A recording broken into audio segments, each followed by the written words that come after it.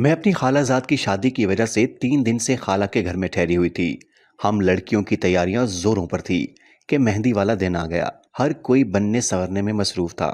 माला जो मेरी सबसे बेहतरीन कजन थी, मुझे छेड़ रही थी कि इतने सिंगार की जरूरत नहीं, ऐसा ना हो कि अगवा हो जाओ। मैंने गुस्से से कहा, तू अपनी खैर मना।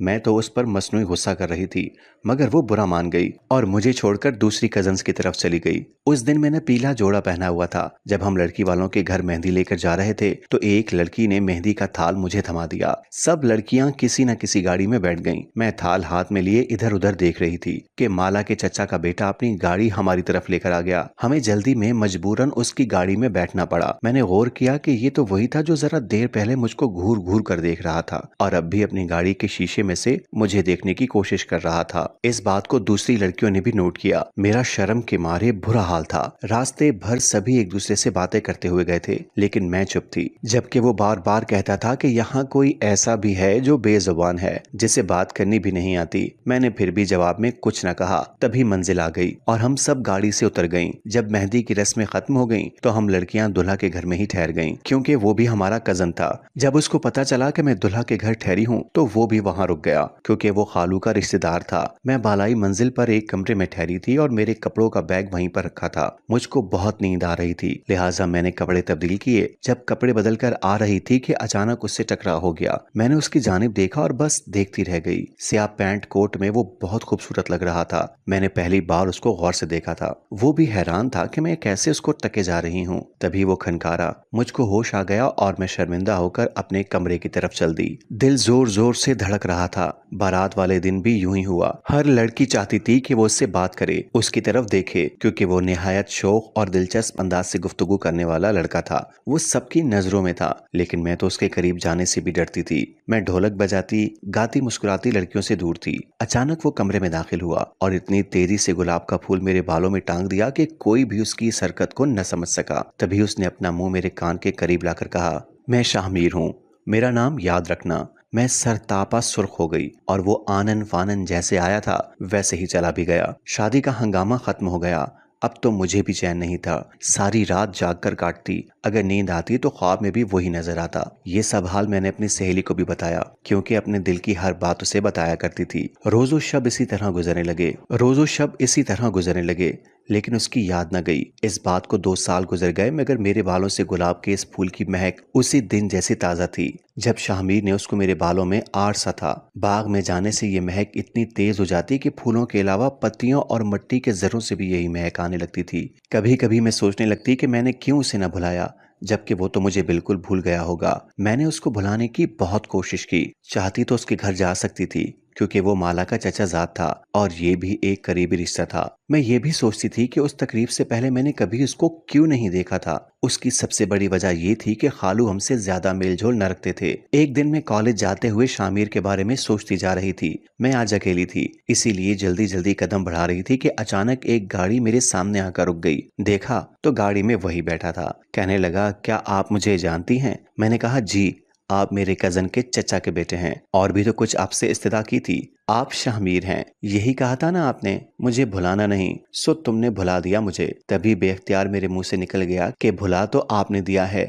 मेरी बात से उसका हौसला बढ़ गया। वो इसरार करने लगा कि मेरी गाड़ी में बैठो, तुमसे निहायत जरूरी बात करनी है। मैं गाड़ी में बैठ गई। वो आहिस्ता आहिस्ता गाड़ी चलाने लगा। मैं मुंह नीचे किए बैठी थी। वो कहने लगा, सानिया, तुम नहीं जानती कि मैंने ये 2 साल कैसे गुजारे हैं। कोई दिन ऐसा नहीं जब तुम्हें याद न किया हो। मैंने सिर्फ तुमसे मोहब्बत की है। कसम खाकर कहता हूँ, राब्ता इसलिए ना किया कि कहीं तुम बदनाम ना हो जाओ, कहीं तुम्हारी इज्जत पर हर्फ ना आ जाए। अब बताओ, अगर तुम मुझसे शादी पर राजी हो तो मैं अपने वालिदैन को तुम्हारे घर भेजूं। तुमको कोई एतराज तो ना होगा? मुझे कोई एतराज नहीं, मैंने कहा और वो खिल उठा। मेरा रंग भी सुर्ख पड़ गया। तभी उसने करीब उतार दिया। मैं बहुत डरी हुई थी कि कोई गाड़ी से उतरते देख न ले। शुक्र है कि किसी ने मुझे न देखा, वरना खुदा जाने क्या होता। बता नहीं सकती उस दिन मैं कितनी खुश थी, जैसे वो सिर्फ मेरा हो। सभी पूछ रहे थे कि क्या बात है, आज बड़ी खुश नजर आ रही हो, जिस पर मैं मुस्कुरा दी। फिर अगले दिन उसके अम्मी अब्बू आ गए और उन्होंने मेरा रिश्ता मांग लिया। भला वालदेन को क्या एतराज हो सकता था? इतने अमीर लोग लड़का खूबसूरत कि हर लड़की उसकी शरीके हयात बनने की आरजू करे। अम्मी अब्बू ने हाँ कह दी। मुझको फूलों के जेवर पहनाए गए।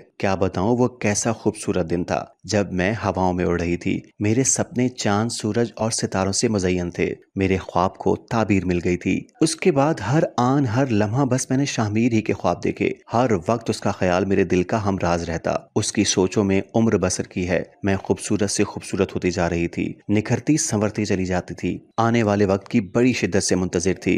जब मैं शामिर की दुल्हन बनने वाली थी, 2 ईदें आईं मंगनी के बाद, और दोनों ईदों पर मेरे ससुराल की तरफ से निहायत बेशकीमत और खूबसूरत जोड़े भेजे गए। वालदा तनदही से मेरा जहेज बनाने में लगी थी और मैं आने वाले वक्त से शर्मा रही थी। जब मैं बाबुल के घर से रुखसत की जाती कि अचानक एक धमाका हुआ जिसने सबको हिला कर रख दिया। मैं तो बिल्कुल ही टूट कर रह गई। पता चला कि शामिर के घर वालों ने मंगनी तोड़ने का ऐलान किया है। अम्मी खुद वहां गईं कि वजह तो मालूम हो। वजह क्या थी? सबसे बड़ी वजह दौलत थी, क्योंकि वो बहुत अमीर लोग थे और शामिर के वालिदैन उनकी शादी किसी अमीर घराने में कर रहे थे, जैसा कि वो पहले से चाहते थे। लेकिन बेटे की जिद से मजबूर होकर हमारे घर चले आए थे। ताहम अब तो उन्हें एक मिनिस्टर साहब की बेटी का रिश्ता मिल गया था और अब उन्होंने अपने अकलौते बेटे को भी मजबूर करके अपना हम ख्याल बना लिया था। मैं सोचती ही रह गई कि उन्होंने ऐसा क्यों किया, और जिन्होंने कुछ करना था कर भी गुजरे। उन्होंने शामिर की शादी अपनी मंशा के मुताबिक दौलतमंद घराने में कर दी। काफी दिनों तक ये धचका मेरे वालिदैन का सकून तेहोबाला करता रहा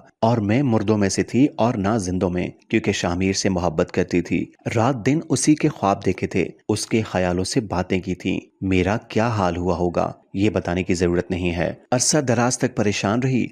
उसके बाद जब वक्त ने संभाला दिया तो मैंने एक स्कूल में सर्विस कर ली। बच्चों को पढ़ाकर अपना वक्त पास करती रही, दिल बहलाने के जतन करती रही, मगर ये जालिम बहलता न था। इसी दौरान कई रिश्ते मेरे लिए आए, मगर मेरा ईमान रिश्तों पर से उठ चुका था। जी नहीं चाहता था कि दोबारा किसी से धोखा खाऊं। मेरी छोटी बहन भाइयों की भी शादियां हो गईं और मैं वालिदैन के साथ ही रह गई। अब मैं उनके बुढ़ापे का सहारा बनी, क्योंकि शादीशुदा बहन भाई अपने अपने कारोबार जिंदगी में मसरूफ व मगन हो गए थे। 20 बरस गुजर चुके थे, मगर मुझे इस दुख की शिद्दत में कभी कमी महसूस न हुई। यूं लगता था कि ये कल की बात है। इस दुख की धाक मेरे दिल पर जम कर रह गई थी। जो भी मेरे चेहरे की जानिब देखता था महसूस कर लेता था कि ये किसी गहरे सदमे से दो चार हुई है। इस वाक़े के बाद फिर कभी मैंने किसी चीज की ख्वाहिश न की, बस एक तमन्ना के सिवा कि मैं रोज़ा रसूल पर हाजिरी दूं, हज करूं, अल्लाह के घर जाकर दुआ मांगने की सादत हासिल करूं। लेकिन मैं नहीं जा सकती थी। वालिदैन ज़ईफ हो चुके थे, वो सफर की तकालीफ बर्दाश्त करने के काबिल न रहे थे। बिलाखिर उनका भी यके बाद दीगरे इंतकाल हो गया और मैं घर की तन्हाइयां समेटने को अकेली रह गई।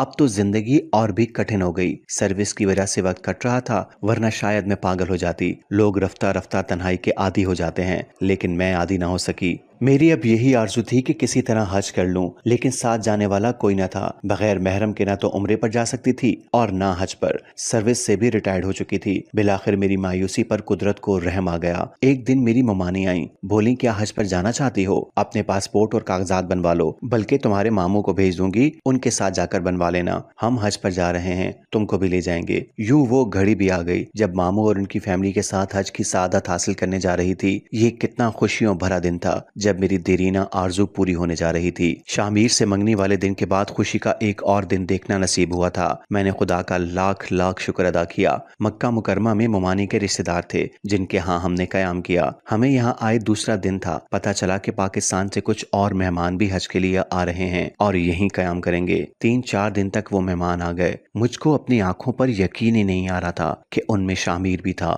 हम दोनों ने एक दूसरे को देखा मगर कलाम न किया। वो मेरा क्या लगता था जो मैं उससे कलाम करती। एक बंधन जुड़ते ही टूट गया था और बस। लेकिन दिल का बंधन शायद इतना मजबूत होता है कि कभी नहीं टूटता। तभी तो तकदीर ने हमें कहां और किस मकाम पर मिला दिया था। मुमानी ने शामिर को मेरे बारे में बताया। वो बहुत हैरान हुआ कि मैंने अभी तक उसके गम को भुलाया ही नहीं था और शादी भी नहीं की थी। अब उसको मेरी वफा और मोहब्बत का यकीन आ चुका था। उसने मुमानी के जरिए मुझको पैगाम दिया कि अगर मैं राजी हो जाऊं तो वो जिंदगी के इस मोड़ पर मुझसे निकाह कर सकता है, क्योंकि उसकी बीवी का कुछ अरसे कबल इंतकाल हो चुका था और उसको फिर से एक जीवन साथी की जरूरत थी जो इसके घर और बच्चों को संभाल सके और उसकी जिंदगी में साथी के खला को पुर कर सके। ये उम्र ऐसी न थी कि मैं शादी करती।